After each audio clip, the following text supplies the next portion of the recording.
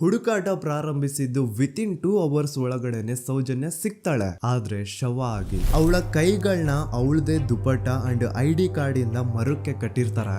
And most brutal part is ಅವಳ ಯೋನಿ, ಅವಳ ಏನಿತ್ತು ಅದ್ರ ಒಳಗಡೆ 6 ಇಂಚ್ ಮಣ್ಣು ತುಂಬಿರ್ತಾರೆ. ಓ ಬಿಡಪ್ಪ, ನಮ್ ಪೊಲೀಸ್ ಅವ್ರಿಗೆ ತಮ್ಮ ಡ್ಯೂಟಿ ಮೇಲೆ ಎಷ್ಟೊಂದು ನಿಷ್ಠೆ ಇದೆ, ಒಂದೇ ದಿನದಲ್ಲಿ ಆರೋಪಿನ ಹಿಡಿದ್ ಬಿಟ್ರಲ್ಲ ಅಂತ ಪೊಲೀಸ್ ಅವ್ರ ಮೇಲೆ ಫುಲ್ ಒಂಥರ ಹೊಗಳ್ತಾ ಇರ್ತಾರೆ. ಆದ್ರೆ ಪಾಪ ಜನರಿಗೆ ಎಲ್ಲಿ ಗೊತ್ತಿತ್ತು ಈ ಕೇಸ್ ನ ರಿಯಲ್ ಆರೋಪಿ ಬೇರೆ ಯಾರೋ ಇದಾರೆ, ಪೊಲೀಸ್ ಅವರೇ ಈ ಕೇಸ್ ನ ಮಿಸ್ಲೀಡ್ ಮಾಡೋದಕ್ಕೆ ಸುಮ್ನೆ ಸಂತೋಷ್ನ ಅರೆಸ್ಟ್ ಮಾಡಿದ್ದಾರೆ ಅಂತ. ಪೊಲೀಸ್ ಅವರು ಈ ಕೇಸ್ ಅಲ್ಲಿ ಕರಪ್ಟ್ ಆಗಿದ್ದಾರೆ, ಪೊಲೀಸ್ ಅವರೇ ಸತ್ಯ ಮುಚ್ಚಿಡ್ಲಿಕ್ಕೆ ಟ್ರೈ ಮಾಡ್ತಿದ್ದಾರೆ. ಹಾಗಾಗಿ ಈ ಕೇಸ್ ನ ಇನ್ಮುಂದೆ ಪೊಲೀಸ್ ಅವರಲ್ಲದೆ CBI ಅವರು ಇನ್ವೆಸ್ಟಿಗೇಷನ್ ಮಾಡಬೇಕು, ಈ ಕೇಸ್ ನ CBI ಒಪ್ಸಿ ಅಂತ ಅಗೇನ್ ಪ್ರೊಟೆಸ್ಟ್ ಗಳು ಸ್ಟಾರ್ಟ್ ಆಗ್ತವೆ. ಸೌಜನ್ಯ ಕೇಸ್ ಒಂದೇ ಅಲ್ಲ, ನಾರಾಯಣ ಹಾಗೂ ಯಮುನಾ ಕೇಸಲ್ಲೂ, ವೇದವಲ್ಲಿ ಕೇಸಲ್ಲೂ, ಆ ಬ್ಯಾಂಕ್ ಮ್ಯಾನೇಜರ್ ನ ಕೇಸಲ್ಲೂ ಹಾಗೂ ಪದ್ಮಲತಾ ಕೇಸಲ್ಲೂ ಸೀದಾ ಡೈರೆಕ್ಟ್ ಡೌಟ್ ಬರೋದೆ ಊರಿನ ಗೌಡ್ರ ಮೇಲೆ. ಸೌಜನ್ಯ ಕೇಸ್ ಬಿಟ್ಟು ಆ ಇನ್ನೊಂದು ಕೇಸ್ ಯಾವುದು, ಅದಕ್ಕೂ ಸಂತೋಷ್ಗೂ ಏನ್ ಸಂಬಂಧ, ಅದ್ರಲ್ಲಿ ಯಾಕೆ ಸಂತೋಷ್ನ ಪೊಲೀಸ್ ಅವರು ಫಿಟ್ ಮಾಡಿದ್ರು ಅಂತ ಪ್ರತಿಯೊಂದು ಹೇಳ್ತೀನಿ. ನಾನು ಈ ಚಾನೆಲ್ ನ ಸ್ಟಾರ್ಟ್ ಮಾಡ್ದಾಗಿಂದ one of the most requested video ಬಂದು ಸೌಜನ್ಯ ಕೇಸ್ ಬಗ್ಗೆ. ಸರಿ, ನಮ್ ದೂತ ಸಭೆಯ ಪ್ರಜೆಗಳು ಇಷ್ಟೊಂದು ಕೇಳ್ತಿದಾರಲ್ಲ, ಈ ಒಂದು ಕೇಸ್ ಬಗ್ಗೆ ವಿಡಿಯೋ ಮಾಡುವ ಅಂತ ಸೌಜನ್ಯ ಕೇಸ್ ಬಗ್ಗೆ ನಾನು ರಿಸರ್ಚ್ ಸ್ಟಾರ್ಟ್ ಮಾಡಿದೆ. ಅಂಡ್ ಟ್ರಸ್ಟ್ ಮೀ, ಎಷ್ಟೊಂದು ಕಾಂಪ್ಲೆಕ್ಸ್ ಈ ಒಂದು ಕೇಸ್ ಇದೆ ಅಂತಂದ್ರೆ ನನ್ ತಲೆನೇ ಕೆಟ್ಬಿಡ್ತು. ಬಟ್ ಡೋಂಟ್ ವರಿ, ನಿಮ್ಗಂತೂ ಪ್ರತಿ ಒಂದನ್ನ ತುಂಬಾ ಸಿಂಪಲ್ ಆಗಿ ಅರ್ಥ ಮಾಡಿಸ್ತೇನೆ. ಅನ್ಕೊಳ್ಳಿ, ಒಂದು ಊರು, ಆ ಊರಲ್ಲಿ ಒಂದು ಗೌಡ್ರ ಕುಟುಂಬ ಇದೆ. ಅಂಡ್ ಆ ಗೌಡ್ರ ಕುಟುಂಬ ತುಂಬಾನೇ ಪವರ್ಫುಲ್, ಲೈಕ್ ನಾವು ಮೂವೀಸ್ ಅಲ್ಲಿ ನೋಡ್ತೀವಲ್ಲ ಹಂಗೆ. ಸೊ ಗೌಡ್ರ ಊರು ಬಂದು ಧರ್ಮಸ್ಥಳ ಅಂತ. ಆ ಒಂದು ಊರಲ್ಲಿ ಇವ್ರಿಗೆ ಸಖತ್ ಕಂಟ್ರೋಲ್ ಇರುತ್ತೆ. ಈವನ್ ಅದೇ ಒಂದು ರೀಜನ್ ಅಲ್ಲಿ ಇರುವಂತಹ ಒಂದು ತುಂಬಾನೇ ಪಾಪ್ಯುಲರ್ ದೇವಸ್ಥಾನನು ಸಹ ಇವರೇ ಕಂಟ್ರೋಲ್ ಮಾಡ್ತಿರ್ತಾರೆ. ಆ ಒಂದು ದೇವಸ್ಥಾನ ಇಂದ ಈ ಗೌಡ್ರ ಕುಟುಂಬಕ್ಕೆ ಎಷ್ಟೊಂದು ದುಡ್ಡು ಬರ್ತಾ ಇರುತ್ತೆ ಅಂತಂದ್ರೆ, ಅದೇ ದುಡ್ಡಲ್ಲಿ ಇವರು ಬೇಜನ್ ಪ್ರೈವೇಟ್ ಪ್ರೈಮರಿ ಅಂಡ್ ಹೈಸ್ಕೂಲ್ಸ್ ನ ಸ್ಥಾಪನೆ ಮಾಡಿರ್ತಾರೆ, ಬೇಜನ್ ಪ್ರೈವೇಟ್ ಮೆಡಿಕಲ್ ಕಾಲೇಜಸ್ ಇರ್ತವೆ, ಅಂಡ್ ಬೇಜನ್ ಪ್ರೈವೇಟ್ ದೊಡ್ಡ ಹಾಸ್ಪಿಟಲ್ಸ್ ಇರ್ತವೆ. ಒಟ್ಟಲ್ಲಿ ಹೇಳ್ಬೇಕು ಅಂತಂದ್ರೆ ದುಡ್ಡಿನ ಸುರಿಮಳೆ ಇವ್ರಿಗೆ. ನೋಡಿ, ನಮ್ಮ ಭಾರತ ದೇಶದಲ್ಲಿ ಒಂದು ಕಾನೂನಿದೆ, ದ ರಿಲಿಜಿಯಸ್ ಎಂಡೋಮೆಂಟ್ ಆಕ್ಟ್ 1863 ಅಂತ. ಬೇಸಿಕಲಿ ಈ ಒಂದು ಕಾನೂನು ಏನ್ ಹೇಳುತ್ತೆ ಅಂತಂದ್ರೆ, ಭಾರತದಲ್ಲಿ ಯಾವ್ದೆಲ್ಲ ಹಿಂದೂ ಟೆಂಪಲ್ಸ್ ಇದಾವೋ ಅವೆಲ್ಲ ಗವರ್ಮೆಂಟ್ ಪ್ರಾಪರ್ಟಿ. ಆ ಹಿಂದೂ ಟೆಂಪಲ್ಸ್ ನ ಮ್ಯಾನೇಜ್ಮೆಂಟ್ ಎಲ್ಲ ಗವರ್ಮೆಂಟ್ ಕೈಗೆ ಹೋಗಿ ಗವರ್ಮೆಂಟ್ ಡಿಸೈಡ್ ಮಾಡುತ್ತೆ ಆ ಮ್ಯಾನೇಜ್ಮೆಂಟ್ ಅಲ್ಲಿ ಯಾರ್ ಕೆಲ್ಸಕ್ಕೆ ಇರಬೇಕು, ಯಾರ್ ಕೆಲ್ಸಕ್ಕೆ ಇರಬಾರ್ದು, ಅಂಡ್ ಆ ಟೆಂಪಲ್ ಇಂದ ಬರ್ತಿರುವಂತಹ ಡೊನೇಷನ್ ಅಮೌಂಟ್ ನ ಏನ್ ಮಾಡಬೇಕು ಅಂತ. ಸೊ ಈ ಒಂದು ಕಾನೂನಿನ ಪ್ರಕಾರ ಗವರ್ಮೆಂಟ್ ಇಂಡಿಯಾದಲ್ಲಿ ಇರುವಂತಹ ಆಲ್ಮೋಸ್ಟ್ ಎಲ್ಲಾ ಹಿಂದೂ ಟೆಂಪಲ್ಸ್ ನ ತನ್ನ ಕಂಟ್ರೋಲ್ ಅಲ್ಲಿ ತಗೋತಾ ಇರ್ಬೇಕಾದ್ರೆ ಗವರ್ಮೆಂಟ್ ಅಫಿಷಿಯಲ್ಸ್ ಧರ್ಮಸ್ಥಳ ಶ್ರೀ ಮಂಜುನಾಥ ದೇವಸ್ಥಾನಕ್ಕೂ ರೀಚ್ ಔಟ್ ಮಾಡ್ತಾರೆ. ಅಂಡ್ ಆಗ ಇಷ್ಟು ದಿನ ಟೆಂಪಲ್ ನ ಕಂಟ್ರೋಲ್ ಮಾಡ್ತಿದ್ದಂತಹ ಆ ಗೌಡ್ರ ಕುಟುಂಬ ಏನ್ ಹೇಳುತ್ತೆ ಗೊತ್ತಾ, ಇಲ್ಲ ಇದು ಹಿಂದೂ ಟೆಂಪಲ್ ಅಲ್ಲ, ಇದು ಜೈನ್ ಫ್ಯಾಮಿಲಿಗೆ ಬಿಲಾಂಗ್ ಮಾಡುವಂತಹ ಒಂದು ಪ್ರೈವೇಟ್ ಟೆಂಪಲ್ ಅಂತ ಹೇಳ್ತಾರೆ. ನಾನು ಇಷ್ಟು ದಿನ ಧರ್ಮಸ್ಥಳ ಶ್ರೀ ಮಂಜುನಾಥ ದೇವಸ್ಥಾನ ಒಂದು ಹಿಂದೂ ಟೆಂಪಲ್ ಅಂತ ಅನ್ಕೊಂಡಿದ್ದೆ. ಆದ್ರೆ ಈಗಷ್ಟೇ ನನಗೂ ಗೊತ್ತಾಗಿದ್ದು ಇದು ಹಿಂದೂ ಟೆಂಪಲ್ ಅಲ್ಲ, ಇದು ಒಂದು ಜೈನ್ ಫ್ಯಾಮಿಲಿಗೆ ಬಿಲಾಂಗ್ ಮಾಡುವಂತಹ ಪ್ರೈವೇಟ್ ಜೈನ್ ಟೆಂಪಲ್ ಅಂತ. ಸೊ ಹೀಗಾಗಿ ಗವರ್ಮೆಂಟ್ ಅಫಿಷಿಯಲ್ಸ್ ಏನೂ ಮಾಡಕ್ಕಾಗದೆ ಇವತ್ತಿನವರೆಗೂ ಈ ಒಂದು ಧರ್ಮಸ್ಥಳ ಶ್ರೀ ಮಂಜುನಾಥ ದೇವಸ್ಥಾನನ ಒಂದು ಪ್ರೈವೇಟ್ ಟ್ರಸ್ಟ್ ನಡೆಸ್ಕೊಂಡು ಹೋಗ್ತಿದೆ. ಅಂಡ್ ಆ ಪ್ರೈವೇಟ್ ಟ್ರಸ್ಟ್ ನ ಓನರ್ ಯಾರು, ಅದೇ ಗೌಡ್ರ ಕುಟುಂಬ. ನೋಡಿ, ನಾನು ಈ ವಿಡಿಯೋದಲ್ಲಿ ಯಾರ್ದನ್ನು ರಿಯಲ್ ನೇಮ್ಸ್ ನ ಬಳಸ್ತಿಲ್ಲ. ಪ್ರೀವಿಯಸ್ಲಿ ಬೇರೆ ಯೂಟ್ಯೂಬರ್ಸ್ ತಮ್ಮ ವಿಡಿಯೋಸ್ ಅಲ್ಲಿ ರಿಯಲ್ ನೇಮ್ಸ್ ನ ಬಳಸಿದ್ದಾರೆ ಅನ್ನೋ ಒಂದೇ ಒಂದು ಕಾರಣಕ್ಕೆ ಅವ್ರ ವಿಡಿಯೋಸ್ ನ ಡಿಲೀಟ್ ಮಾಡಿಸಿದ್ದಾರೆ. ಸೊ ಅವ್ರ ಜೊತೆ ಆಗಿದ್ದು ನನ್ ಜೊತೆ ಆಗೋದ್ ಬೇಡ, ಸತ್ಯ ಮುಚ್ಚೋಗೋದು ನನ್ಗೆ ಇಷ್ಟ ಇಲ್ಲ. ಹಾಗಾಗಿ ನಾನಿಲ್ಲಿ ರಿಯಲ್ ನೇಮ್ಸ್ ನ ಬಳಸ್ತಿಲ್ಲ. ಆದ್ರೆ ನಾನು ಯಾರನ್ನ ಪಾಯಿಂಟ್ ಔಟ್ ಮಾಡಿ ಹೇಳ್ತಿದ್ದೀನಿ ಅನ್ನೋದು ಮಾತ್ರ ನಿಮಗೆ ತುಂಬಾ ಕ್ಲಿಯರ್ಲಿ ಅರ್ಥ ಆಗುತ್ತೆ. Don't worry.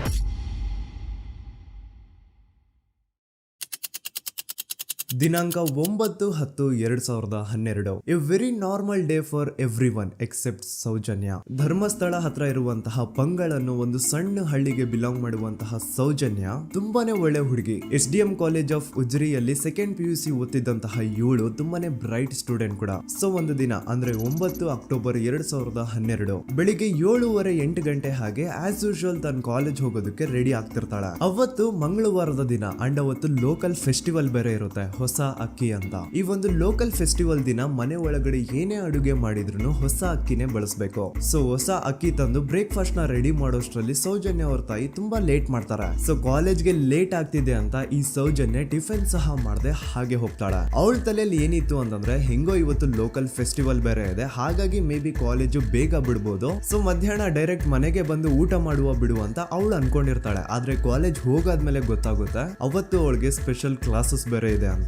ಸೌಜನ್ಯ ಬ್ರೇಕ್ಫಾಸ್ಟ್ ಕೂಡ ಮಾಡಿರಲ್ಲ ಅಂಡ್ ಲಂಚ್ ಬಾಕ್ಸ್ ಕೂಡ ತಂದಿರಲ್ಲ. ಹಾಗಾಗಿ ಲಂಚ್ ಟೈಮ್ ಅಲ್ಲಿ ಸೌಜನ್ಯನ ಒಬ್ಳು ಫ್ರೆಂಡ್ ಜಾನ್ವಿ ತಾನ್ ತಂದಿರುವಂತಹ ಲಂಚ್ ಬಾಕ್ಸ್ ಅಲ್ಲಿ ಒಂದಿಷ್ಟು ಲಂಚ್ ನ ಆಫರ್ ಮಾಡ್ತಾಳೆ. ಆದ್ರೆ ಸೌಜನ್ಯ ಪರವಾಗಿಲ್ಲ ನೀನ್ ತಿನ್ನು, ನಾನ್ ಮನೆಗೆ ಹೋಗ್ಬಿಟ್ಟು ಊಟ ಮಾಡ್ಕೊಂತೀನಿ ಅಂತ ಹೇಳ್ತಾಳೆ. ಸುಮಾರು ಮಧ್ಯಾಹ್ನದ 3:45ಕ್ಕೆ ಕಾಲೇಜ್ ಬಿಡುತ್ತೆ. ಸೌಜನ್ಯ ಕಾಲೇಜ್ ಇಂದ ಬಸ್ ಅಲ್ಲಿ ಬಂದು ನೇತ್ರಾವತಿ ಬಸ್ ಸ್ಟಾಪ್ ಹತ್ರ ಇಳ್ಕೋತಾಳೆ. ಅವಳ ಜೊತೆ ಅವಳ ಕ್ಲಾಸ್ ಮೇಟ್ಸ್ ಅಂಡ್ ಫ್ರೆಂಡ್ಸ್ ಎಲ್ಲ ಇರ್ತಾರೆ. ಸೊ ಅವ್ರಿಗೆಲ್ಲ ಬಾಯ್ ಹೇಳ್ಬಿಟ್ಟು ಸೌಜನ್ಯ ತನ್ನ ಮನೆ ಕಡೆಗೆ ಹೊರಡ್ತಾಳೆ. ನೇತ್ರಾವತಿ ಬಸ್ ಸ್ಟಾಪ್ ಇಂದ ಸೌಜನ್ಯ ಮನೆಗೆ 20 ಮಿನಿಟ್ಸ್ ನ ವಾಕ್ ಇರುತ್ತೆ. ಮ್ಯಾಕ್ಸ್ ಟು ಮ್ಯಾಕ್ಸ್ 30 ಮಿನಿಟ್ ಹಿಡಿಬಹುದು. ಸೊ ಸೌಜನ್ಯ ನಡ್ಕೊಂಡು ಮನೆ ಕಡೆಗೆ ಹೋಗ್ತಾ ಇರ್ತಾಳೆ. ಒಂದ್ ಸ್ವಲ್ಪ ದೂರದಲ್ಲಿ ಪ್ರಕೃತಿ ಹಾಸ್ಪಿಟಲ್ ಅಂತ ಒಂದಿರುತ್ತೆ. ಅಲ್ಲಿನ ಸೆಕ್ಯೂರಿಟಿ ಗಾರ್ಡ್ ಸೌಜನ್ಯ ನಡ್ಕೊಂಡು ಹೋಗ್ತಾ ಇರೋದನ್ನ ನೋಡ್ತಾನೆ ಕೂಡ. ನಂತರ ಸೌಜನ್ಯ ಒಂದು 10 ನಿಮಿಷ ಹಂಗೆ ಮುಂದೆ ನಡ್ಕೊಂಡು ಹೋಗಾದ್ಮೇಲೆ ಸೌಜನ್ಯಗೆ ತನ್ನ ಮಾವ ಸಿಗ್ತಾರ. ಅವರು ಸೌಜನ್ಯನ ನೋಡಿ ಮಾತಾಡಿಸ್ತಾರೆ. ಯಾಕಮ್ಮ ಕಾಲೇಜಿಂದ ಇಷ್ಟು ಲೇಟ್ ಬರ್ತಿದೀಯಾ ಅಂತ ಕೇಳ್ತಾರೆ. ಆಗ ಸೌಜನ್ಯ ಇಲ್ಲ ಮಾವ, ಕಾಲೇಜಲ್ಲಿ ಸ್ಪೆಷಲ್ ಕ್ಲಾಸ್ ಇತ್ತು, ಹಾಗಾಗಿ ಲೇಟ್ ಆಗ್ಬಿಡ್ತು ಅಂತ ಹೇಳಿ ಒಂದೆರಡು ಮಾತಾಡಿಸಿ ನಂತರ ತನ್ನ ಮನೆ ಕಡೆಗೆ ತಾನು ಹೊರಡ್ತಾಳ. ಈಗ ಆ ಒಂದು ಪಾಯಿಂಟ್ ಇಂದ ಸೌಜನ್ಯಗೆ ತನ್ನ ಮನೆ ಹೋಗ್ಲಿಕ್ಕೆ 10 ನಿಮಿಷ ಬೇಕು. ಮ್ಯಾಕ್ಸ್ ಟು ಮ್ಯಾಕ್ಸ್ 20 ಮಿನಿಟ್ ಅನ್ಕೊಳ್ಳಿ. 3:45ಕ್ಕೆ ಕಾಲೇಜ್ ಬಿಟ್ರೆ ಅರೌಂಡ್ 4:30ಗೆ ಮನೇಲಿ ಇರ್ಬೇಕಾಗಿದ್ದು ಹುಡುಗಿ 6:30-7 ಗಂಟೆ ಆಗಿದ್ರು ಮನೆಗೆ ಸೇರಿರಲ್ಲ. ಸೊ ಮನೇಲಿ ಸೌಜನ್ಯ ಅವ್ರ ತಾಯಿಗೆ ಟೆನ್ಷನ್ ಸ್ಟಾರ್ಟ್ ಆಗುತ್ತೆ. ಏನಪ್ಪ ಈ ಹುಡುಗಿ ಎಷ್ಟೊತ್ತಾದ್ರೂ ಇನ್ನು ಮನೆಗ್ ಬಂದಿಲ್ವಲ್ಲ ಅಂತ. ಸೊ ಅವ್ರೇನ್ ಮಾಡ್ತಾರೆ, ಸೌಜನ್ಯ ಅವ್ರ ತಂದೆ ಕಾಲ್ ಮಾಡ್ಬಿಟ್ಟು ರೀ ಹಿಂಗೆ 3:30-4 ಗಂಟೆಗೆ ಕಾಲೇಜಿಂದ ಮನೆಗ್ ಬರ್ತಿದ್ದಿದ್ ನಮ್ ಹುಡುಗಿ ಇವತ್ತು 7 ಗಂಟೆ ಆದ್ರೂ ಇನ್ನು ಮನೆಗ್ ಬಂದಿಲ್ಲ, ನೀವು ಸ್ವಲ್ಪ ಬೇಗ ಮನೆಗ್ ಬಂದು ವಿಚಾರಿಸಿ ಅಂತ ಗಾಬ್ರಿಲಿ ಹೇಳ್ತಾರೆ. ಸರಿ ಅಂತ ಸೌಜನ್ಯ ಅವ್ರ ತಂದೆ ಮನೆಗ್ ಬಂದ್ಬಿಟ್ಟು ಸೌಜನ್ಯನ ಫ್ರೆಂಡ್ಸ್ ಕ್ಲಾಸ್ ಮೇಟ್ಸ್ ಯಾರ್ದೆಲ್ಲ ಅವ್ರ ಹತ್ರ ನಂಬರ್ ಇರುತ್ತೋ ಅವ್ರಿಗೆಲ್ಲ ಕಾಲ್ ಮಾಡ್ಬಿಟ್ಟು ಸೌಜನ್ಯ ಬಗ್ಗೆ ಕೇಳ್ತಾರೆ. ನಮ್ ಹುಡುಗಿ ಏನಾದ್ರೂ ನಿಮ್ ಮನೆಗ್ ಬಂದಿದ್ದಾಳ ಅಮ್ಮ ಅಂತ. ಆದ್ರೆ ಸೌಜನ್ಯನ ಫ್ರೆಂಡ್ಸ್ ಅಂಡ್ ಕ್ಲಾಸ್ ಮೇಟ್ಸ್ ಎಲ್ಲ ಇಲ್ಲ ಅಂಕಲ್, ನಮ್ಮ ಮನೆಗಂತೂ ಸೌಜನ್ಯ ಏನು ಬಂದಿಲ್ಲ, ಅವಳು ಬಸ್ ಸ್ಟಾಪ್ ಇಂದ ಸೀದಾ ನಿಮ್ ಮನೆ ಕಡೆಗೇನೆ ಹೊರಟ್ಲಲ್ವಾ, ಯಾಕೆ ಇನ್ನೂ ಬಂದಿಲ್ವಾ ಅಂತ ಕೇಳ್ತಾರ. ಆಗ ಸೌಜನ್ಯ ಅವ್ರ ತಂದೆ ಇಲ್ಲಮ್ಮ ಬಂದಿಲ್ಲ, ಹಾಗಾಗಿನೇ ಕಾಲ್ ಮಾಡಿರೋದು ಅಂತ ಹೇಳಿ ಕಾಲ್ ಕಟ್ ಮಾಡ್ತಾರ. ದೆನ್ ಸೌಜನ್ಯ ಅವ್ರ ತಂದೆ ಸೌಜನ್ಯ ಅವ್ರ ಮಾವ ಕಾಲ್ ಮಾಡ್ತಾರ. ಅಳಿಯ ಎಲ್ಲಿದ್ಯಾ, ನನ್ ಮಗಳು ಇನ್ನು ಮನೆಗ್ ಬಂದಿಲ್ಲ, ನೀನೇನಾದ್ರೂ ಅವಳನ್ನ ನೋಡ್ದ ಅಂತ ಕೇಳ್ತಾರ. ಆ ಕಡೆಯಿಂದ ಅವರು ಸೌಜನ್ಯನ ಮಾವ ಹೇಳ್ತಾರೆ, ಹ್ಞೂ ನಾನ್ ನೋಡ್ದೆ, 4:15 ಹಾಗೆ ಆ ಹುಡುಗಿ ಕಾಲೇಜಿಂದ ಬರ್ಬೇಕಾದ್ರೆ ನನಗ್ ಕಾಣಿಸಿದ್ಲು, ನಾನ್ ಸ್ವಲ್ಪ ಮಾತಾಡ್ದೆ ಅವಳ ಹತ್ರ, ಅದಾದ್ಮೇಲೆ ಅವಳು ಮನೆ ಕಡೆ ಹೋದ್ಲಲ್ಲ, ಯಾಕೆ ಇನ್ನೂ ಬಂದಿಲ್ವಾ ಅಂತ ಅವರೇ ಉಲ್ಟಾ ಕ್ವಶನ್ ಕೇಳ್ತಾರ. ಈ ಕಡೆ ಸೌಜನ್ಯ ಅವ್ರ ತಂದೆ ಇಲ್ಲ 7 ಗಂಟೆ ಆದ್ರೂ ಮಗು ಇನ್ನು ಮನೆಗ್ ಬಂದಿಲ್ಲ, ನಮ್ಗೆ ಯಾಕೋ ತುಂಬಾ ಗಾಬರಿ ಆಗ್ತಿದೆ, ನೀನೊಂದ್ ಕೆಲ್ಸ ಮಾಡು, ನಮ್ಮವ್ರನ್ನೆಲ್ಲ ಸೇರ್ಸು, ಎಲ್ರೂ ಸೇರಿ ಹುಡುಕುವ ಅವಳನ್ನ ಅಂತ ಸುಮಾರು ರಾತ್ರಿ 7 ಗಂಟೆಯಿಂದ ಹಿಡಿದು 11 ಗಂಟೆವರೆಗೂ ಸೌಜನ್ಯನ ಮನೆಯವರು ಅಂಡ್ ಊರಿನ ಜನ 200-300 ಜನ ಸೇರ್ಕೊಂಡು ಸೌಜನ್ಯನ ಹುಡುಕ್ತಾರೆ. ಆದ್ರೆ ಸೌಜನ್ಯನ ಒಂದು ಸುಳಿವು ಸಿಗಲ್ಲ. ಸೊ ಕೊನೆಗೆ ಸಹಾಯ ಕೇಳ್ತಾ ರಾತ್ರಿ 11 ಗಂಟೆ ಹಾಗೆ ಸೌಜನ್ಯನ ತಂದೆ ತಾಯಿ ಅಂಡ್ ಊರಿನ ಜನ ಎಲ್ಲ ಬೆಳ್ತಂಗಡಿ ಪೊಲೀಸ್ ಸ್ಟೇಷನ್ ಹತ್ರ ಹೋಗ್ತಾರ. ಅಲ್ಲಿ ಪೊಲೀಸ್ ಅವ್ರ ಹತ್ರ ಕಾಲೇಜ್ ಹೋಗಿದ್ ನಮ್ ಹುಡುಗಿ ಇಷ್ಟೊತ್ತಾದ್ರೂ ಇನ್ನು ಮನೆಗ್ ಬಂದಿಲ್ಲ, ಎಷ್ಟು ಹುಡುಕಿದ್ರು ಸಿಗ್ತಾ ಇಲ್ಲ, ಸೊ ಪ್ಲೀಸ್ ಒಂದು ಮಿಸ್ಸಿಂಗ್ ರಿಪೋರ್ಟ್ ನ ಫೈಲ್ ಮಾಡಿ ನಮ್ ಹುಡುಗಿನ ಹುಡುಕೊಡಿ ಅಂತ ಕೇಳ್ಕೊತಾರ. ಆದ್ರೆ ಪೊಲೀಸ್ ಅವರು ಒಪ್ಪಲ್ಲ. ಇಲ್ಲ ಯಾವುದೇ ಪರ್ಸನ್ ಮಿಸ್ಸಿಂಗ್ ಆದ್ರೆ ಆಫ್ಟರ್ 24 ಅವರ್ಸ್ ಆದ್ಮೇಲೆನೆ ರಿಪೋರ್ಟ್ ಫೈಲ್ ಮಾಡಕ್ಕಾಗೋದು. ಸೊ ನೀವ್ ಒಂದ್ ಕೆಲ್ಸ ಮಾಡಿ, ಈಗ ಮನೆಗ್ ಹೋಗಿ ನಾಳೆ ಬೆಳಿಗ್ಗೆವರೆಗೂ ನೋಡಿ, ನಾಳೆ ಬೆಳಿಗ್ಗೆವರೆಗೂ ನಿಮ್ ಮಗಳು ನಿಮ್ ಮನೆಗ್ ಬಂದಿಲ್ಲ ಅಂತಂದ್ರೆ ಆಗ ಬಂದ್ಬಿಟ್ಟು ಮಿಸ್ಸಿಂಗ್ ರಿಪೋರ್ಟ್ ನ ಫೈಲ್ ಮಾಡಿಸಿ ಅಂತ ಹೇಳಿ ಕಳಿಸ್ತಾರ. ಆಗ ಆಲ್ಮೋಸ್ಟ್ ಮಿಡ್ ನೈಟ್ ಆಗಿರೋದ್ರಿಂದ ಅಂಡ್ ಮಳೆ ಬೇರೆ ತುಂಬಾ ಜೋರಾಗಿ ಬರ್ತಾ ಇರುತ್ತೆ. ಸೊ ಈ ಸಿಚುವೇಶನ್ ಅಲ್ಲಿ ಸೌಜನ್ಯನ ಹುಡುಕ್ಲಿಕ್ಕೆ ಆಗಲ್ಲ. ನಾಳೆ ಬೆಳಿಗ್ಗೆ ಸೇರ್ಕೊಂಡು ಅಗೇನ್ ಎಲ್ರು ಸೌಜನ್ಯನ ಹುಡುಕುವ ಅಂತ ಸೌಜನ್ಯನ ಮನೆಯವರು ಅಂಡ್ ಊರಿನ ಜನ ಎಲ್ರು ತಮ್ಮ ಮನೆಗೆ ಹೋಗ್ಬಿಡ್ತಾರ. ನೆಕ್ಸ್ಟ್ ದಿನ ಅಂದ್ರೆ 10 ಅಕ್ಟೋಬರ್ 2012 ಬುಧವಾರದ ದಿನ ಬೆಳಿಗ್ಗೆ 10 ಗಂಟೆ ಹಾಗೆ ಸೌಜನ್ಯನ ಮನೆಯವರು ಅಂಡ್ ಊರಿನ 200-300 ಜನ ಸೇರ್ಕೊಂಡು ಅಗೇನ್ ಸೌಜನ್ಯಗೋಸ್ಕರ ಹುಡುಕಾಟ ಸ್ಟಾರ್ಟ್ ಮಾಡ್ತಾರ. ಹುಡುಕಾಟ ಪ್ರಾರಂಭಿಸಿದ್ದು ವಿತಿನ್ 2 ಅವರ್ಸ್ ಒಳಗಡೆನೆ ಸೌಜನ್ಯ ಸಿಗ್ತಾಳೆ. ಆದ್ರೆ ಶವ ಆಗಿ ಆ 200-300 ಊರಿನ ಜನ ಎಲ್ಲ ಸೇರ್ಕೊಂಡು ಏನ್ ಸೌಜನ್ಯನ ಹುಡುಕ್ತಾ ಇದ್ರು ಅದರಲ್ಲಿ ಯಾರೋ ಒಬ್ರಿಗೆ ಸೌಜನ್ಯನ ಮನೆಯಿಂದ ಕೇವಲ 10 ನಿಮಿಷ ದೂರದಲ್ಲಿರುವಂತಹ ಒಂದು ಹಳ್ಳನ ದಡದಲ್ಲಿ ಸೌಜನ್ಯ ಮೃತದೇಹ ಸಿಗುತ್ತಾ. ಈಗ ಸತ್ತಿರುವಂತಹ ಸೌಜನ್ಯನ ಡೆಡ್ ಬಾಡಿ ಯಾವ ಒಂದು ಕಂಡೀಷನ್ ಅಲ್ಲಿ ಇತ್ತು ಅಂತ ಹೇಳ್ತೀನಿ, ಸ್ವಲ್ಪ ಗಮನ ಇಟ್ಟು ಕೇಳಿಸ್ಕೊಳ್ಳಿ. ಅವಳ ಕೈಗಳನ್ನ ಅವಳದೇ ದುಪಟ್ಟ ಅಂಡ್ ID ಕಾರ್ಡ್ ಇಂದ ಮರಕ್ಕೆ ಕಟ್ಟಿರ್ತಾರ. ಅವಳ ಬಾಡಿ ಎಲ್ಲ ನೇಕೆಡ್ ಇರುತ್ತೆ, ಮೈ ಮೇಲೆ ಸರಿಯಾದ ಬಟ್ಟೆ ಇರಲ್ಲ, ಮೈ ಮೇಲೆ ಮಲ್ಟಿಪಲ್ ಕಟ್ ಮಾರ್ಕ್ಸ್ ಇರುತ್ತೆ, ತುಂಬಾ ಜೋರಾಗಿ ಹೊಡೆದಿರುವಂತಹ ಗಾಯಗಳು ಮೈ ಮೇಲೆ ಎದ್ದು ಕಾಣಿಸ್ತಿರ್ತವೆ. ಅವಳ ರಿಪ್ಸ್ ಎದೆ ಭಾಗದ ಮೂಳೆಗಳೆಲ್ಲ ಮುರಿದು ಹೋಗ್ಬಿಟ್ಟಿರ್ತವೆ. And most brutal part is ಅವಳ ಯೋನಿ, ಅವಳ ಏನಿತ್ತೋ ಅದ್ರ ಒಳಗಡೆ 6 ಇಂಚ್ ಮಣ್ಣು ತುಂಬಿರ್ತಾರೆ. ಆ ಬಾಡಿ ಕಂಡೀಷನ್ ನ ನೋಡಿದಾದ್ಮೇಲೆ ಒಂದಂತೂ ತುಂಬಾ ಕ್ಲಿಯರ್ ಆಗಿ ಅರ್ಥ ಆಗುತ್ತೆ, ಅವಳನ್ನ ಯಾರೋ ತುಂಬಾ ಫೋರ್ಸ್ಫುಲಿ ಮಾಡಿ ನಂತರ ನಿರ್ದಯವಾಗಿ ಸಾಯಿಸಿದ್ದಾರೆ ಅಂತ. ಇಲ್ಲಿ ಕ್ರಿಮಿನಲ್ಸ್ ನ ಬುದ್ಧಿವಂತಿಕೆ ನೋಡಿ ಪೊಲೀಸ್ ಅವ್ರಿಗೆ ಏನೂ ಸುಳಿವು ಸಿಗ್ಬಾರ್ದು ಅಂತ ಅವಳ ಯೋನಿ ಒಳಗಡೆ 6 ಇಂಚ್ ಅಷ್ಟು ಮಣ್ಣು ತುಂಬ ಹೋಗಿರ್ತಾರೆ. ಸೊ ದೆನ್ ಪೊಲೀಸ್ ಅವ್ರಿಗೆ ವಿಷಯ ಗೊತ್ತಾಗುತ್ತೆ. ಅವರು ಸ್ಪಾಟ್ ಗೆ ಬಂದು ಸೌಜನ್ಯನ ಬಾಡಿನ ರಿಕವರ್ ಮಾಡಿ ಆ ಒಂದು ಸ್ಪಾಟ್ ನ ಕಂಪ್ಲೀಟ್ ಸೀಸ್ ಮಾಡ್ತಾರೆ. ಒಬ್ಳು ಸಾಮಾನ್ಯ ಮಿಡಲ್ ಕ್ಲಾಸ್ ಹುಡುಗಿ, ಒಬ್ಳು ವೆರಿ ಬ್ರೈಟ್ ಸ್ಟೂಡೆಂಟ್ ನ ಈ ಮಟ್ಟಿಗೆ ಇಷ್ಟು ನಿರ್ದಯವಾಗಿ ಸಾಯಿಸಿರೋದು ಯಾರು?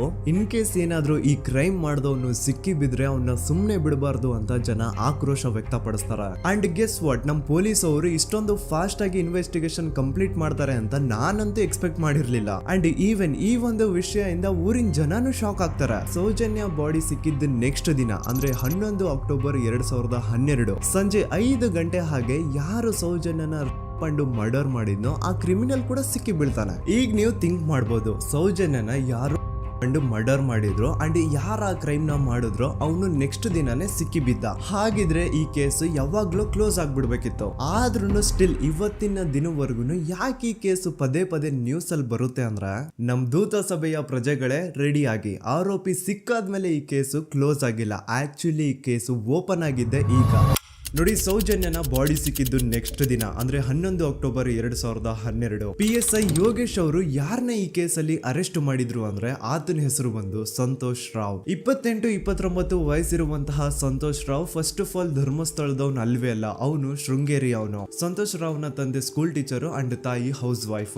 ಸಂತೋಷ್ ಮೊದ್ಲಿಂದನೂ ಒಂದ್ ಸ್ವಲ್ಪ ಮೆಂಟಲಿ ಇಲ್ಲಿರೋದ್ರಿಂದ ಅವನಿಗೆ ವಿದ್ಯೆ ಬರಹ ಅನ್ನೋದು ತಲೆಗೆ ಹೋಗಿರಲ್ಲ. ಹಾಗಾಗಿ ಅವನು ಶೃಂಗೇರಿಯಲ್ಲಿ ಒಂದು ಹೋಟೆಲ್ ಅಲ್ಲಿ ಕೆಲಸ ಮಾಡ್ತಿರ್ತಾನೆ. ಮೆಂಟಲಿ ಅನ್ಸ್ಟೇಬಲ್ ಇದ್ರೂ ಸಹ ಈತನಿಗೆ ದೇವ್ರ ಮೇಲೆ ಬಹಳ ನಂಬಿಕೆ ಇರುತ್ತೆ. ಹಾಗಾಗಿ ತಿಂಗಳಿಗೆ ಒಮ್ಮೆ ಆದ್ರೂ, ಅಟ್ಲೀಸ್ಟ್ 2 ತಿಂಗಳಿಗೆ ಒಮ್ಮೆ ಆದ್ರೂ ಈತ ಯಾವ್ದಾದ್ರು ಒಂದು ಪುಣ್ಯಕ್ಷೇತ್ರಕ್ಕೆ ವಿಸಿಟ್ ಮಾಡಿ ಬರ್ತಿರ್ತಾನೆ. ಹಾಗೇನೆ ಈ ಸತಿನೂ ಸಹ ಈತ ಧರ್ಮಸ್ಥಳಕ್ಕೆ ಬಂದಿರ್ತಾನೆ. ಇವನು ಧರ್ಮಸ್ಥಳಕ್ಕೆ ಬಂದಿದ್ದು ದಿನಾಂಕ 9 ಅಕ್ಟೋಬರ್ 2012. ಈ ದಿನಾಂಕನ ಸ್ವಲ್ಪ ನೋಟ್ ಮಾಡಿ ಇಟ್ಕೊಳ್ಳಿ, ಯಾಕಂತಂದ್ರೆ ಮುಂದೆ ಈ ಕೇಸಲ್ಲಿ ಇದೇ ಮೇಜರ್ ಟರ್ನಿಂಗ್ ಪಾಯಿಂಟ್. ಸೊ ಸೌಜನ್ಯನ ಡೆತ್ ಆಗಿಂತ ಒಂದು ದಿನ ಹಿಂದೆ ಧರ್ಮಸ್ಥಳಕ್ಕೆ ಬಂದಿರುವಂತಹ ಸಂತೋಷ್ ರಾವ್ಗೆ ಎಲ್ಲೂ ಉಳ್ಕೊಳ್ಳಿಕ್ಕೆ ಹೋಟೆಲ್ ಅಲ್ಲಿ ಅಥವಾ ಲಾಡ್ಜ್ ಅಲ್ಲಿ ರೂಮ್ ಸಿಗಲ್ಲ.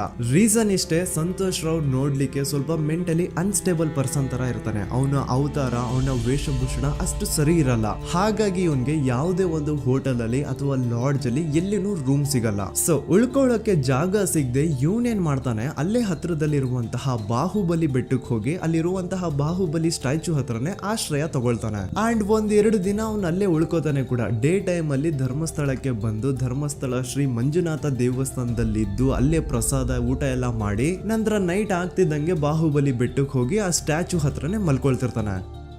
ಸೊ ಒಂದು ದಿನ ಅಂದ್ರೆ 11 ಅಕ್ಟೋಬರ್ 2012 ಸಂಜೆ 5 ಗಂಟೆ ಹಾಗೆ ಈ ಸಂತೋಷ್ ರಾವ್ ತನ್ನ ಪಾಡಿಗೆ ತಾನು ಆ ಬೆಟ್ಟದ ಮೇಲೆ ಕೂತ್ಕೊಂಡು ಸೀನರೀಸ್ ನ ಎಂಜಾಯ್ ಮಾಡ್ತಾ ಇರಬೇಕಾದ್ರೆ ಯಾರೋ ಅದೇ ಊರಿನ 5 ಜನ ಕಿಡಿಗೇಡಿಗಳು ಬಂದು ಇವನ್ ಹತ್ರ ಜಗಳ ತೆಗಿತಾರ.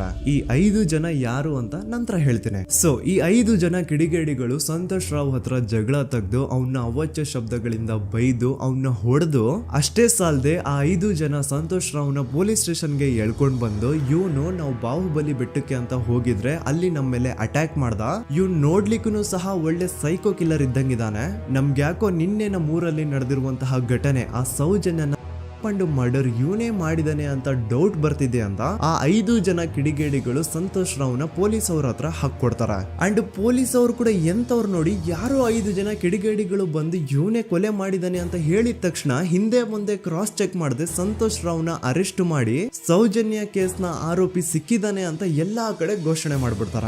ಜನರಿಗೆ ಈ ಕಡೆ ಒಂಥರ ನೆಮ್ಮದಿ, ಓ ಬಿಡಪ್ಪ ನಮ್ ಪೊಲೀಸ್ ಅವ್ರಿಗೆ ತಮ್ಮ ಡ್ಯೂಟಿ ಮೇಲೆ ಎಷ್ಟೊಂದು ನಿಷ್ಠೆ ಇದೆ, ಒಂದೇ ದಿನದಲ್ಲಿ ಆರೋಪಿನ ಹಿಡಿದ್ಬಿಟ್ರಲ್ಲ ಅಂತ ಪೊಲೀಸ್ ಅವ್ರ ಮೇಲೆ ಫುಲ್ ಒಂಥರ ಹೊಗಳ್ತಾ ಇರ್ತಾರೆ.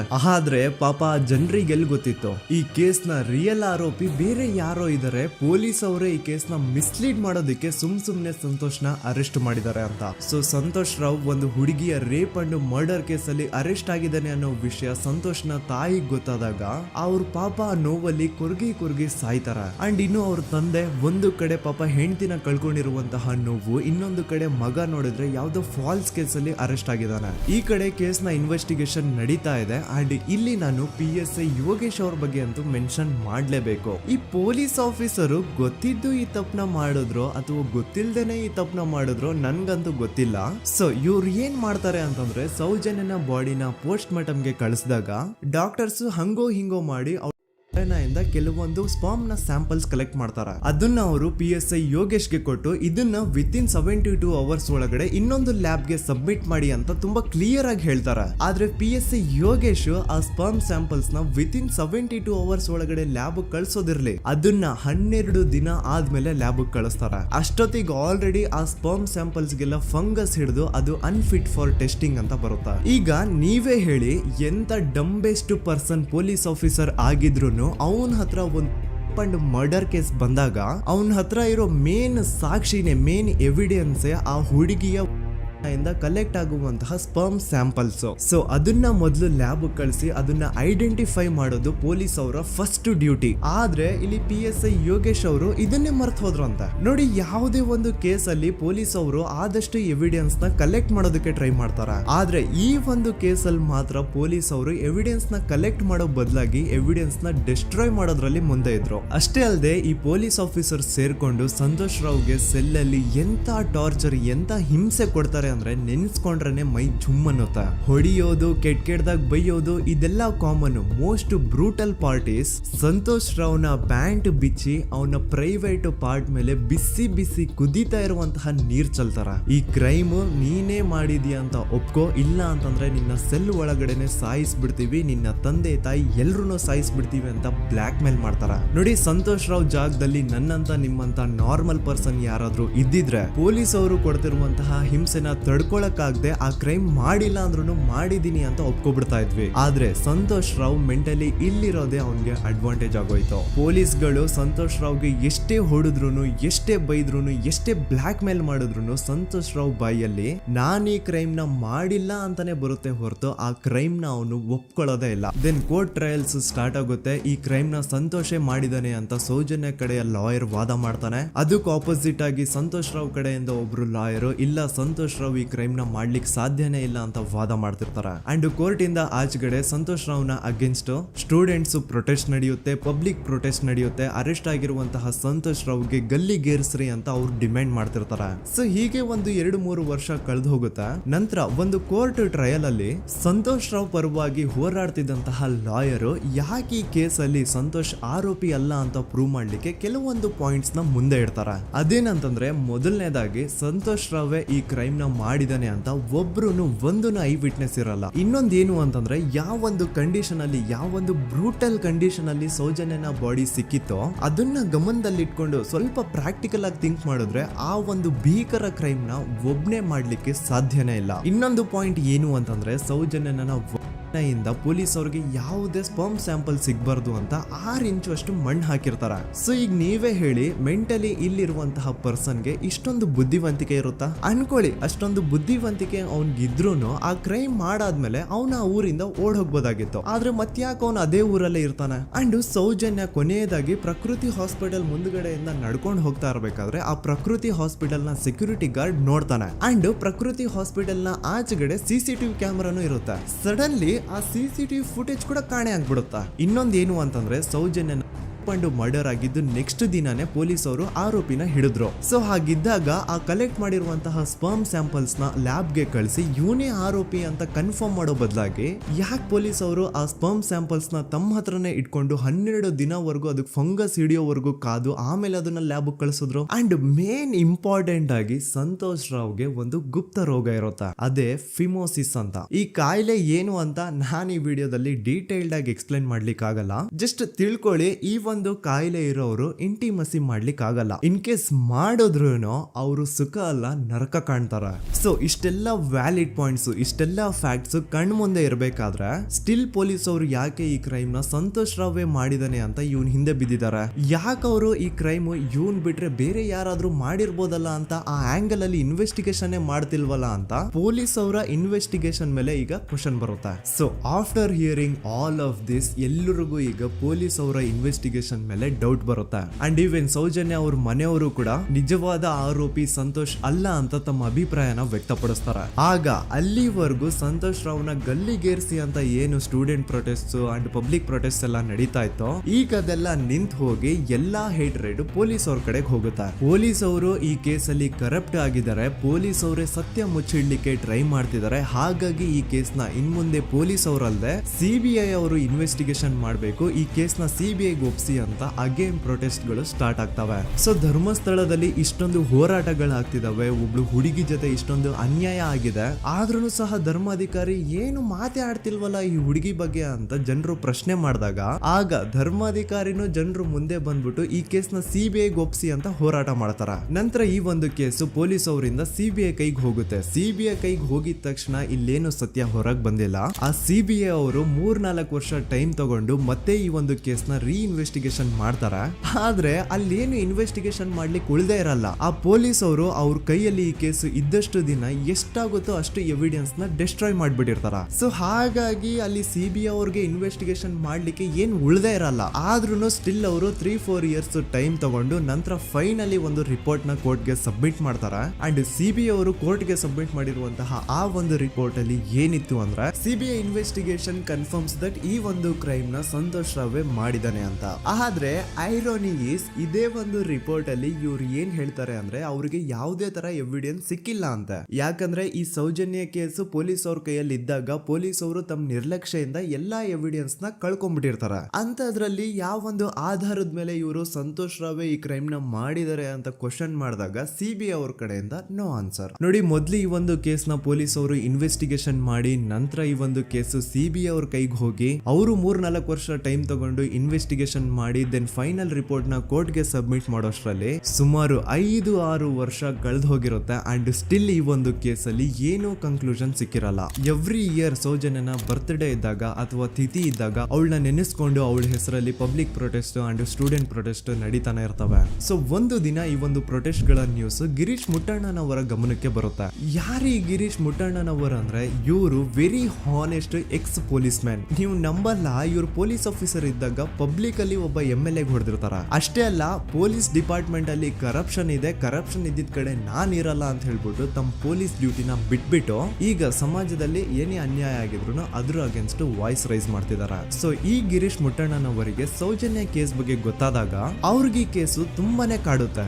ಅಲ್ಲ, ಇಷ್ಟೊಂದು ವರ್ಷಗಳಾಗೋಯ್ತು ಆ ಹುಡುಗಿ ಜೊತೆ ಅನ್ಯಾಯ ಆಗಿ, ಸ್ಟಿಲ್ ಈ ಒಂದು ಕೇಸ್ ನ ಕನ್ಕ್ಲೂಷನ್ ಸಿಕ್ತಿಲ್ವಲ್ಲ, ಏನ್ ನಡೀತಿದೆ ಧರ್ಮಸ್ಥಳದಲ್ಲಿ ಅರ್ಥ ಆಗ್ತಿಲ್ವಲ್ಲ ಅಂತ ಈ ಗಿರೀಶ್ ಅವರು ತಮ್ಮ ಹಳೆ ಪೊಲೀಸ್ ಕಾಂಟ್ಯಾಕ್ಟ್ಸ್ ನ ಯೂಸ್ ಮಾಡ್ಕೊಂಡು ಆ ಸೌಜನ್ಯ ಕೇಸ್ ಫೈಲ್ ನ ಒಂದು ಕಾಪಿನ ತಮ್ಮ ಹತ್ರ ತರಿಸ್ಕೋತಾರ. ಆ ಒಂದು ಕೇಸ್ ಫೈಲ್ ಅಲ್ಲಿ ಸೌಜನ್ಯ ಬಗ್ಗೆ ಅಷ್ಟೇ ಅಲ್ಲದೆ ಸಂತೋಷ್ ರಾವ್ ಬಗ್ಗೆನೂ ಇನ್ಫಾರ್ಮೇಶನ್ ಇರುತ್ತೆ. ಅಂಡ್ ಗಿರೀಶ್ ಅವರು ಸಂತೋಷ್ ಬಗ್ಗೆ ಇರುವಂತಹ ಇನ್ಫಾರ್ಮೇಶನ್ ನೋಡ್ತಾ ಇರ್ಬೇಕಾದ್ರೆ ಅವರು ಒಂದು ವಿಷಯನ ನೋಟಿಸ್ ಮಾಡ್ತಾರ. ಅದೇನಂತಂದ್ರೆ ಪೊಲೀಸ್ ಅವರು ಸಂತೋಷ್ ರಾವ್ನ ಬರೀ ಸೌಜನ್ಯ ಕೇಸಲ್ಲಿ ಒಂದೇ ಫಿಟ್ ಮಾಡಿರಲ್ಲ, ಸೌಜನ್ಯ ಸಾಯೋಕ್ಕಿಂತ 20 ದಿನ ಹಿಂದೆ ಧರ್ಮಸ್ಥಳದಲ್ಲೇ ನಡೆದಿರುವಂತಹ ಒಂದು ಕ್ರೈಮ್ ಅಲ್ಲಿನೂ ಸಹ ಸಂತೋಷ್ ರಾವ್ ಆರೋಪಿ ಅಂತ ಮೆನ್ಷನ್ ಮಾಡಿರ್ತಾರ. ಸೊ ಸೌಜನ್ಯ ಕೇಸ್ ಬಿಟ್ಟು ಆ ಇನ್ನೊಂದು ಕೇಸ್ ಯಾವುದು, ಅದಕ್ಕೂ ಸಂತೋಷ್ಗೂ ಏನ್ ಸಂಬಂಧ, ಅದ್ರಲ್ಲಿ ಯಾಕೆ ಸಂತೋಷ್ನ ಪೊಲೀಸ್ ಅವರು ಫಿಟ್ ಮಾಡಿದ್ರು ಅಂತ ಪ್ರತಿಯೊಂದು ಹೇಳ್ತೀನಿ. ಆದ್ರೆ ನಾನಿಲ್ಲಿ ಯಾರ್ದು ರಿಯಲ್ ನೇಮ್ಸ್ ನ ಬಳಸಲ್ಲ. ಯಾಕಂದ್ರೆ ಮುಂದೆ ಕೇಸಲ್ಲಿ ತುಂಬಾ ದೊಡ್ಡ ಪವರ್ಫುಲ್ ವ್ಯಕ್ತಿಗಳ ಹೆಸರುಗಳು ಬರ್ತವೆ. ಅಂಡ್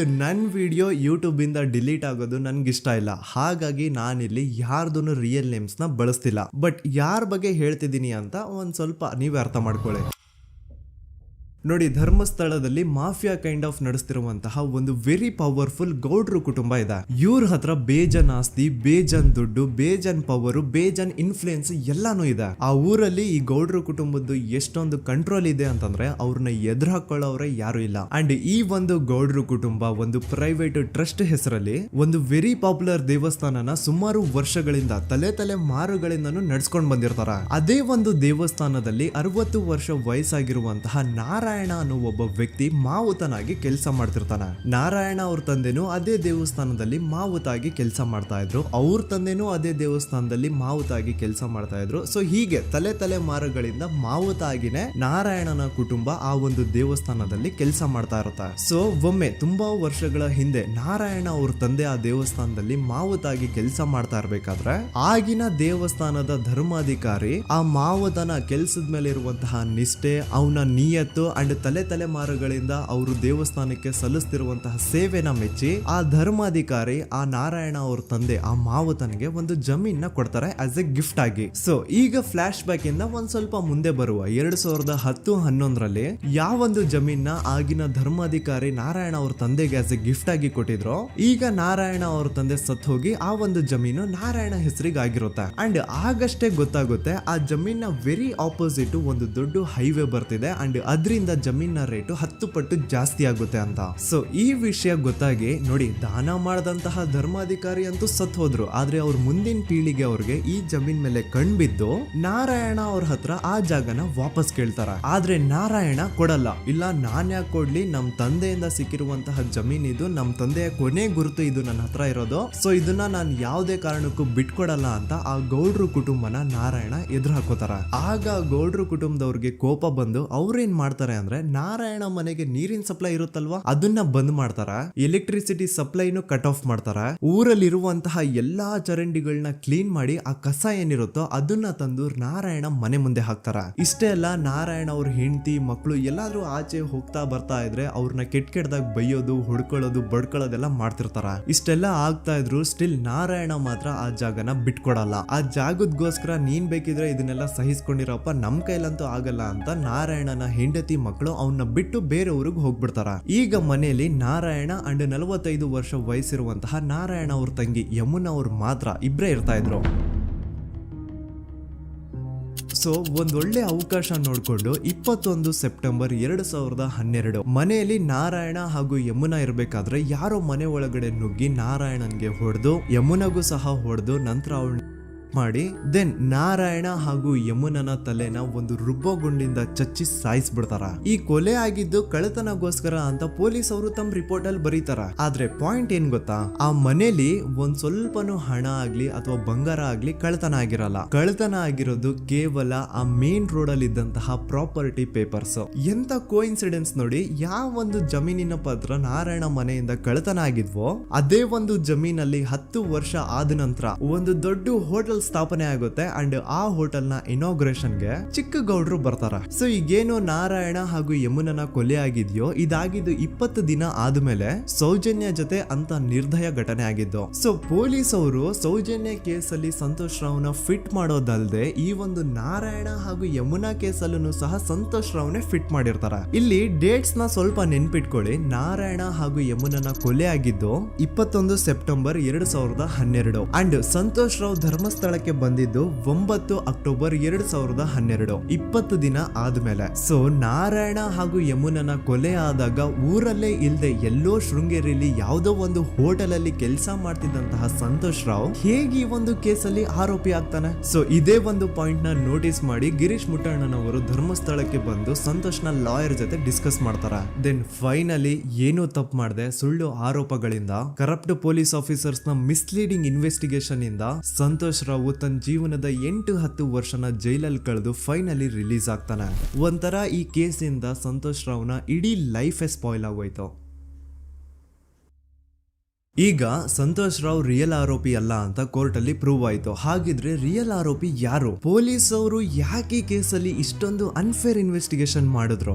ಯಾರ ರಿಯಲ್ ಹೆಸರನ್ನ ಮುಚ್ಚಿಡ್ಲಿಕ್ಕೆ ಪೊಲೀಸ್ ಆಫೀಸರ್ಸ್ ಈ ಒಂದು ಕೇಸಲ್ಲಿ ಸಂತೋಷ್ ರಾವ್ನ ಸಿಗ್ಹಾಕ್ಸಿದ್ರು? ಇದೆಲ್ಲ ಥಿಂಕ್ ಮಾಡ್ತಾ ಹೋದ್ರೆ ನೋಡಿ ಆ ಊರಲ್ಲಿ ಆ ಪೊಲೀಸ್ ಆಫೀಸರ್ಸ್ಗೆ ಲಂಚ ಕೊಡೋಷ್ಟು, ಒಂದು ಪೊಲೀಸ್ ಇನ್ವೆಸ್ಟಿಗೇಷನ್ ನ ಸ್ಟಾಪ್ ಮಾಡೋಷ್ಟು ಅಥವಾ ಇನ್ವೆಸ್ಟಿಗೇಷನ್ ನ ಮಿಸ್ಲೀಡ್ ಮಾಡೋಷ್ಟು ಇನ್ಫ್ಲುಯೆನ್ಸ್ ಆಗ್ಲಿ, ಪವರ್ ಆಗ್ಲಿ ಅಥವಾ ಮನಿ ಆಗ್ಲಿ ಊರಿನ ಗೌಡ್ರು ಹತ್ರ ಮಾತ್ರ ಇದ್ದಿದ್ದು. ಸೊ ಈಗ ಸಂಶಯದ ಮುಳ್ಳು ಗೌಡ್ರು ಕಡೆ ತಿರುಗುತ್ತಾ ನೋಡಿ. ಪೊಲೀಸ್ ಅವರು ಸುಮ್ನೆ ಸಂತೋಷ್ ರಾವ್ನ ನಾರಾಯಣ ಹಾಗೂ ಯಮುನಾ ಕೇಸಲ್ಲಿ ಫಿಟ್ ಮಾಡಿದ್ರು. ಈಗ ಆ ಒಂದು ಕೊಲೆ ಪ್ರಕರಣಕ್ಕೂ ಸಂತೋಷ್ ರಾವ್ಗೂ ಏನು ಸಂಬಂಧನೇ ಇರಲಿಲ್ಲ. ಹಂಗೆ ಥಿಂಕ್ ಮಾಡಿ ನಾರಾಯಣ ಸತ್ರೆ ಅಥವಾ ಅವನ ತಂಗಿ ಯಮುನಾ ಸತ್ರೆ ಯಾರಿಗ ಅಡ್ವಾಂಟೇಜ್ ಆಗುತ್ತೆ? ಊರಿನ ಗೌಡ್ರಿಗೆ, ಯಾಕಂದ್ರೆ ಅವ್ರಿಗೆ ಜಮೀನ್ ಸಿಗುತ್ತಾ. ಸೊ ಈಗ ನಾರಾಯಣ ಹಾಗೂ ಯಮುನಾ ಕೇಸಲ್ಲಿ ಸಂತೋಷ್ ರಾವ್ ಆರೋಪಿ ಅಲ್ಲ ಅಂತ ಪ್ರೂವ್ ಆದ್ಮೇಲೆ ಹಾಗಿದ್ರೆ ಆ ಕೊಲೆ ಮಾಡ್ದವ್ರು ಯಾರು ಅಂತ ಹಾಗೆ ಥಿಂಕ್ ಮಾಡಿದ್ರೆ ಗಿರೀಶ್ ಮುಟ್ಟಣ್ಣನವರಿಗೆ ಆ ಊರಿನ ಗೌಡ್ರ ಮೇಲೆ ಡೌಟ್ ಬರುತ್ತೆ. ಅದೇ ಒಂದು ಡೌಟ್ ಅಲ್ಲಿ ಗಿರೀಶ್ ಮುಟ್ಟಣ್ಣನವರು ಮಹೇಶ್ ತಿಮ್ರೊಡ್ಡಿ ಅಂತ ಇನ್ನೊಬ್ರ ಜೊತೆ ಸೇರ್ಕೊಂಡು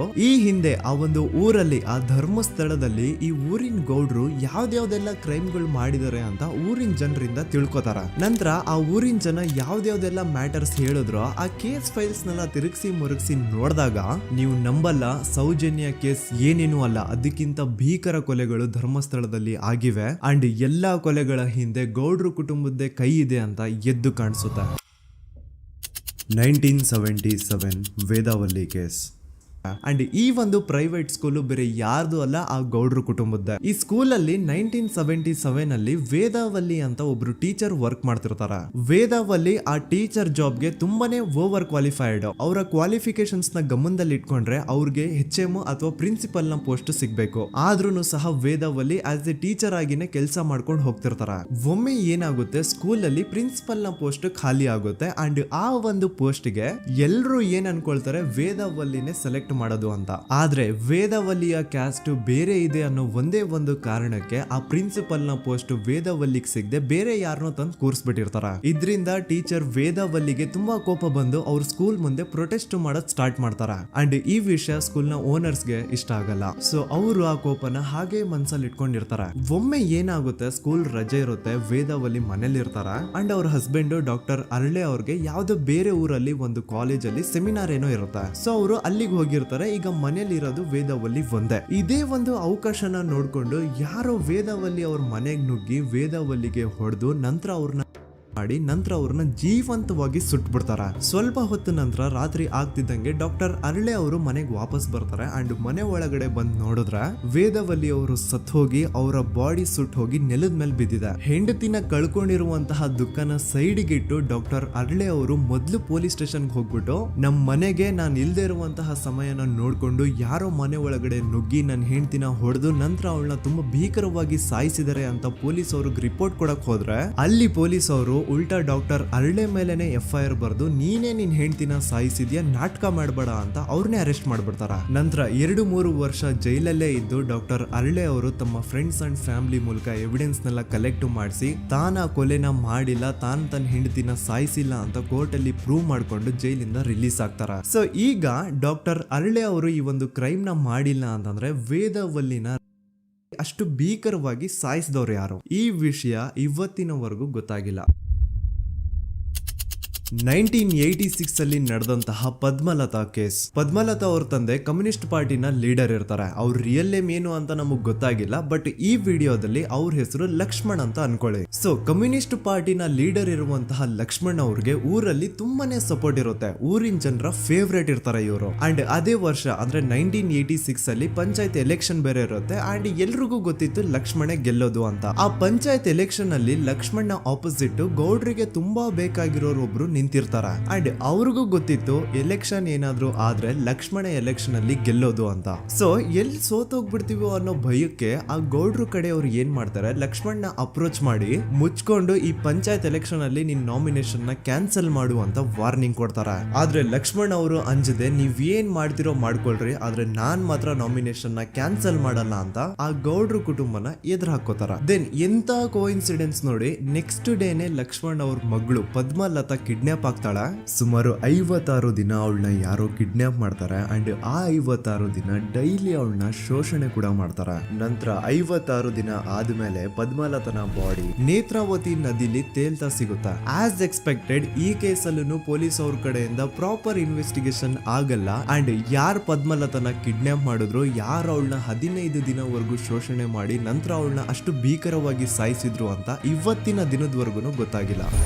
ಮತ್ತೆ ನಮಗೆ ಗೊತ್ತಾದದು 22ಕ್ಕೆ ಸ್ಕೂಲ್ ಡೇ 56 ದಿನ ಕಳೆದು ಹೊಳೆಯಲ್ಲಿ ಹೆಣ ಉಂಡು ಅಂತ ಕೇಳಿ ಪೊಲೀಸಿನವರು ಬರುವಾಗ ಬಂದು ಹೇಳುವಾಗ ನಮಗೆ ಗೊತ್ತಾದ. ಅವರು ನನ್ನನ್ನು ಕರ್ಕೊಂಡೋಗಿ ಅಲ್ಲಿ ಹೋಗಿವೆ. ಇನ್ನೊಂದು ಲಾಸ್ಟ್ ಕೇಸ್ ಇದೆ, ಇದು ಅರ್ಲಿ 2000 ಅಲ್ಲಿ ನಡೆದಿರೋದು. ಇವ್ರದ್ದು ಅಷ್ಟಾಗಿ ಡೀಟೇಲ್ಸ್ ನಾನು ಹೇಳಲ್ಲ, ಜಸ್ಟ್ ಮೇಲ್ ಹೇಳ್ತೀನಿ. 2000 ಇಸ್ವಿಯಲ್ಲಿ ಧರ್ಮಸ್ಥಳದಲ್ಲಿ 2 ಫಿನಾನ್ಸ್ ಬ್ಯಾಂಕ್ ಇರ್ತಾವೆ. ಒಂದು ಅಗೇನ್ ರಿಯಲ್ ನೇಮ್ ತಗೊಳ್ಳೋದು ಬೇಡ, ಲೈಕ್ ಜಸ್ಟ್ ಸಹಕಾರ ಗ್ರಾಮೀಣ ಬ್ಯಾಂಕ್ ಅನ್ಕೊಳ್ಳಿ. ಅಂಡ್ ಇನ್ನೊಂದು ಬಂದ್ಬಿಟ್ಟು ಫೈನಾನ್ಸ್ ಪ್ರೈವೇಟ್ ಲಿಮಿಟೆಡ್ ಬಂದು ಗೌಡ್ರು ಕುಟುಂಬ ಅವ್ರಿಗೆ ಸೇರಿದ್ದು. ಆ ಕಡೆ ಇವ್ರ ಆಪೋಸಿಟ್ ಏನದು ಗ್ರಾಮೀಣ ಬ್ಯಾಂಕ್ ಇತ್ತು, ಅದರಲ್ಲಿ ಒಬ್ಬ ಮ್ಯಾನೇಜರು ಬಡವ್ರಿಗೆ ಸಹಾಯ ಆಗ್ಲಿ ರೈತರಿಗೆ ಸಹಾಯ ಆಗ್ಲಿ ಅಂತ ತುಂಬಾ ಕಡಿಮೆ ಬಡ್ಡಿಗೆ ಲೋನ್ ಕೊಡ್ತಿರ್ತಾನೆ. ಇದರಿಂದಾಗಿ ಧರ್ಮಸ್ಥಳದಲ್ಲಿ ಆಲ್ಮೋಸ್ಟ್ ಎಲ್ಲಾ ಕಸ್ಟಮರ್ಸ್ ಆ ಗ್ರಾಮೀಣ ಬ್ಯಾಂಕ್ ಕಡೆಗೆ ಹೋಗ್ತಿರ್ತಾರೆ, ಪ್ರೈವೇಟ್ ಲಿಮಿಟೆಡ್ ಕಡೆಗೆ ಯಾರು ಬರ್ತಿರಲ್ಲ. ಇದರಿಂದ ಗೌಡ್ರಿಗೆ ಲಾಸ್ ಆಗ್ತಿರುತ್ತ. ಸೊ ಅವ್ರೇನ್ ಮಾಡ್ತಾರೆ, ಆ ಗ್ರಾಮೀಣ ಬ್ಯಾಂಕ್ ನ ಮ್ಯಾನೇಜರ್ ಏನಿದ್ನೋ ಅವನ್ಗೆ ಒಂದು ಸ್ವೀಟ್ ವಾರ್ನಿಂಗ್ ಕೊಡ್ತಾರ. ಮುಚ್ಕೊಂಡು ಇನ್ಮೇಲೆಯಿಂದ ನಿನ್ ಲೋನ್ಸ್ ಕೊಡೋದನ್ನ ನಿಲ್ಸ್ಬಿಡು. ಇನ್ ಕೇಸ್ ಲೋನ್ ಕೊಟ್ರು ನಾವ್ ಯಾವ ಇಂಟ್ರೆಸ್ಟ್ ರೇಟ್ ಗೆ ಲೋನ್ ನ ಕೊಡ್ತಾ ಇದೀವೋ ಅದೇ ರೇಟ್ ಗೆ ನೀನು ಕೊಡುವ ಅಂತ ಫೋರ್ಸ್ ಮಾಡ್ತಾರ. ಆದ್ರೆ ಆ ಗ್ರಾಮೀಣ ಬ್ಯಾಂಕ್ ನ ಮ್ಯಾನೇಜರ್ ಇದ್ಯಾವುದನ್ನು ಕಿವಿಗೆ ಹಾಕೊಳ್ಳಾರ್ದೆ ಅವನ್ ಕೆಲಸ ಅವ್ನ್ ಮಾಡ್ಕೊಂಡು ಹೋಗ್ತಾನ.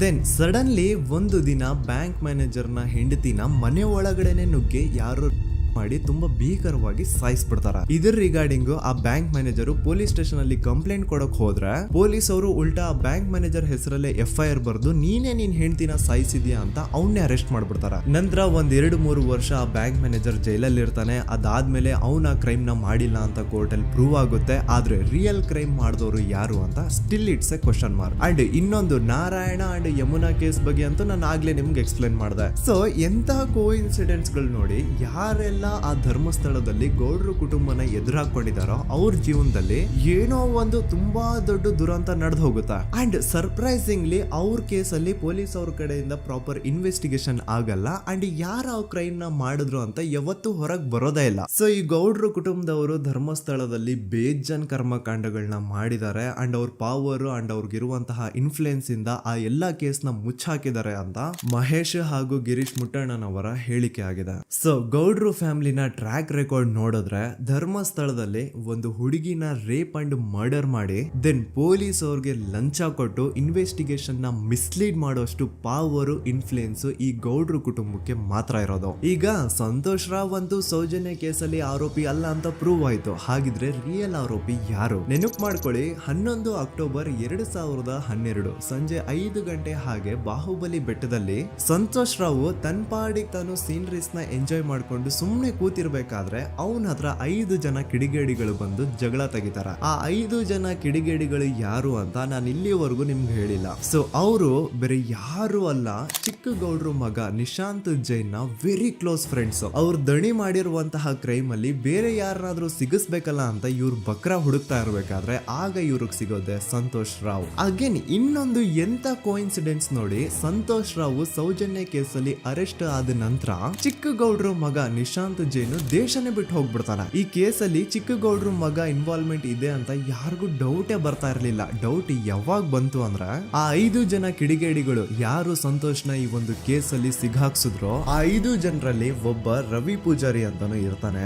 ಅವನ್ಗೆ ತಾನು ತಪ್ಪು ಮಾಡಿದೀನಿ ಅಂತ ಗಿಲ್ಟ್ ಕಾಡುತ್ತೋ ಅಥವಾ ಬೇರೆ ಏನೋ ಗೊತ್ತಿಲ್ಲ, ಆದ್ರೆ ಅವನೇ ಸ್ವತಃ ಪೊಲೀಸ್ ಅವ್ರ ಹತ್ರ ಹೋಗ್ಬಿಟ್ಟು ಸೌಜನ್ಯ ಕೇಸಲ್ಲಿ ನಿಜವಾದ ಆರೋಪಿ ಸಂತೋಷ್ ಅಲ್ಲ ಕಂಡ್ರು, ಅವನ್ನ ಸುಮ್ನೆ ಸಿಗಾಕ್ಸಿರೋದಷ್ಟೇ, ನಿಜವಾದ ಆರೋಪಿಗಳು ಚಿಕ್ಕ ಗೌಡ್ರು ಮಗ ನಿಶಾಂತ್ ಜೈನ್ ಅಂಡ್ ಅವನ್ ಫ್ರೆಂಡ್ಸ್ ಸೂರಜ್, ಕಿರಣ್ ಅಂಡ್ ಕಣ್ಮಣಿ ಅಂತ. ಈ ಎಲ್ಲಾ ವಿಷಯನ ರವಿ ಪೂಜಾರಿ ಪೊಲೀಸ್ ಅವ್ರಿಗೆ ತಿಳಿಸ್ತಾನೆ. ಅಗೇನ್ ಎಂತ ಒಂದು ಕೋಇನ್ಸಿಡೆನ್ಸ್ ನೋಡಿ, ಈ ವಿಷಯಗಳನ್ನ ಊರಿನ ಜನರು ಮುಂದೆ ಹೇಳಿದಂತಹ ರವಿ ಪೂಜಾರಿ ಆಕಸ್ಮಿಕವಾಗಿ ಸತ್ತು ಹೋಗ್ಬಿಡ್ತಾನೆ. ಇವನು ಹೇಳಿದ್ದು ನಿಜ ಅಂತ ಜನರಿಗೆ ಯಾವಾಗ ಕನ್ಫರ್ಮ್ ಆಗುತ್ತೆ ಅಂದ್ರೆ ಸೌಜನ್ಯಗೆ ತುಂಬಾ ಹತ್ರವಾದವ್ರು ಒಬ್ರು ಯಶೋಧ ಅನ್ನೋರು ಕೋರ್ಟ್ ಅಲ್ಲಿ ಬಂದ್ಬಿಟ್ಟು ಸೌಜನ್ಯ ಕೊಲೆ ಆಗಿದ್ದ ದಿನ ಆ ಒಂದು ಸ್ಪಾಟ್ ಅಲ್ಲಿ ನಾನು ಈ 3 ಜನರನ್ನ ನೋಡಿದ್ದೆ ಅಂತ ಸಾಕ್ಷಿ ಹೇಳ್ತಾರೆ. ಈಗ ಎಲ್ಲಾ ಡಾಟ್ಸ್ ನ ಕನೆಕ್ಟ್ ಮಾಡ್ತಾ ಹೋದ್ರೆ ಸೌಜನ್ಯ ಕೇಸ್ ಒಂದೇ ಅಲ್ಲ, ನಾರಾಯಣ ಹಾಗೂ ಯಮುನಾ ಕೇಸಲ್ಲೂ, ವೇದವಲ್ಲಿ ಕೇಸಲ್ಲೂ, ಆ ಬ್ಯಾಂಕ್ ಮ್ಯಾನೇಜರ್ ನ ಕೇಸಲ್ಲೂ ಹಾಗೂ ಪದ್ಮಲತಾ ಕೇಸಲ್ಲೂ ಸೀದಾ ಡೈರೆಕ್ಟ್ ಡೌಟ್ ಬರೋದೆ ಊರಿನ ಗೌಡ್ರ ಮೇಲೆ. I really want to appreciate Kudla rampage YouTube channel, third eye YouTube channel,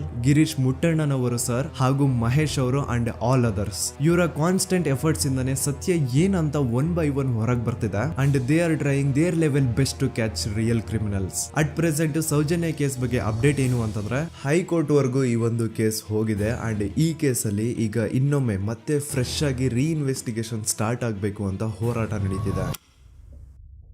so ದೂತ ಪ್ರಜೆಗಳೇ, ಇದಾಗಿತ್ತು ಸೌಜನ್ಯ ಕೇಸ್ ಬಗ್ಗೆ ನಮ್ಮ ಒಂದು ಡೀಟೇಲ್ಡ್ ವಿಡಿಯೋ. ಈ ವಿಡಿಯೋದಲ್ಲಿ ನನ್ನಿಂದ ಎಲ್ಲಾದ್ರೂ ಏನಾದ್ರೂ ಚಿಕ್ಕ ಪುಟ್ಟ ಇನ್ಫಾರ್ಮೇಶನ್ ಮಿಸ್ ಆಗಿದ್ರೆ ಅಥವಾ ಮಿಸ್ಟೇಕ್ ಆಗಿದ್ರೆ ಅದನ್ನ ದಯವಿಟ್ಟು ಕಮೆಂಟ್ ಸೆಕ್ಷನ್ ಅಲ್ಲಿ ಹೈಲೈಟ್ ಮಾಡಿ. ಈ ವಿಡಿಯೋ ಯಾವಾಗ ಯೂಟ್ಯೂಬ್ ಇಂದ ಡಿಲೀಟ್ ಆಗುತ್ತೋ ನನ್ಗಂತೂ ಗೊತ್ತಿಲ್ಲ. ಸೊ ಪ್ಲೀಸ್ ಆದಷ್ಟು ಬೇಗ ಇದನ್ನ ಎಲ್ಲಾ ಕಡೆ ಶೇರ್ ಮಾಡಿ. ಓಕೆ ಪ್ರಜೆಗಳೇ, ಇವತ್ತಿಗಿಷ್ಟು ಸಾಕು ಅನ್ಕೊಳ್ತೀನಿ. ನಾನು ನಿಮ್ಮ ದೂತ ಸಮೀರ್ MD. ಮತ್ತೆ ಸಿಗ್ತೀನಿ ನೆಕ್ಸ್ಟ್ ವಿಡಿಯೋದಲ್ಲಿ.